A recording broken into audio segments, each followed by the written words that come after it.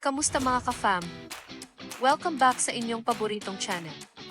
Kung hindi pa kayo nakasubscribe, ano pang hinihintay nyo? Hit that subscribe button and ring the bell para hindi nyo ma-miss ang latest chika.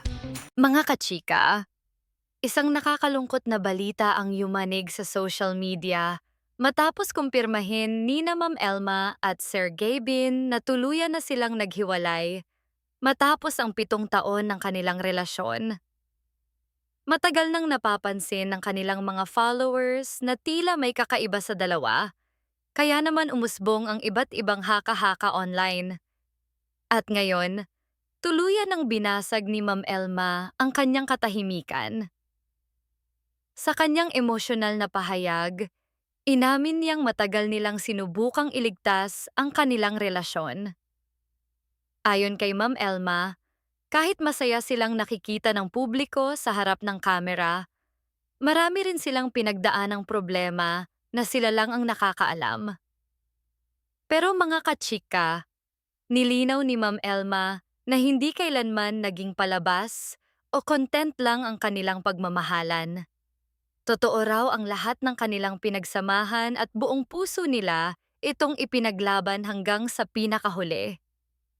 Dahil sa mga viral photos at usap-usapan online, marami rin ang naghinalang may third party na sangkot.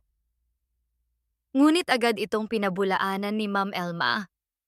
Aniya, alam niya ang lahat ng detalye tungkol sa mga larawang kumalat at wala raw dapat bigyan ng mali siya. Hindi rin nagpahuli si Sir Gabin sa pagbibigay ng kanyang saloobin. Sa isang mahabang mensahe, inamin niyang sobrang hirap para sa kanila ang desisyong ito. Ayon sa content creator, ginawa nila ang lahat para maisalba ang kanilang relasyon, ngunit sa kabila ng lahat ng pagsisikap, hindi na nila ito naayos. Mariin din niyang itinanggi na may ibang babae na dahilan ng kanilang hiwalayan. Giit niya, kaibigan lamang ang babaeng nadawit sa kontrobersya at walang kinalaman sa kanilang naging desisyon. Pero mga kachika, kahit tapos na ang kanilang love story bilang magkasintahan, kapansin-pansin ang respeto at pagmamahal na nananatili sa isa't isa.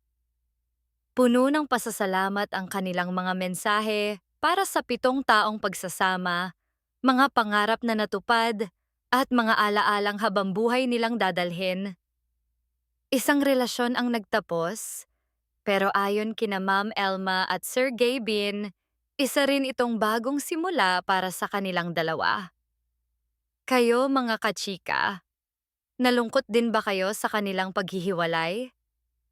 Sa tingin ninyo, may pag-asa pa bang magkabalikan sina Ma'am Elma at Sir Gabin sa hinaharap? Comment down below.